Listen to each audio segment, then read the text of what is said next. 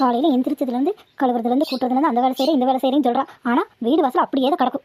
காலையிலேயே போய் அதை இதையும் குறை சொல்லிட்டு நிற்க வேண்டியதான் வேலை. இதை தவிர மாமியாருக்கு என்ன வேலை? மருமக செய்கிற வேலையெல்லாம் குறை சொல்லிட்டே இருக்கணும். அத்தை வா உன்னத்தை சொல்லிட்டு இருக்கிற. காலையிலேருந்து வீடு வாசலால் சுத்தம் பண்ணுறேங்கிற. என்னத்தை சுத்தம் பண்ணுற? எல்லாம் குப்பையும் கூலமாக கிடக்குது. வாயில் சொன்னால் மட்டும் போதுமா? ஒரு தடவை பண்ணி பாருங்க, அப்போ தெரியும். என்ன முடமுனக்கிற? ஒன்றும் இல்லைங்க, இங்கே என்ன பண்ணிட்டு இருக்கீங்கன்னு பார்க்கலாம் வந்தேன். அம்மா வாப்பா.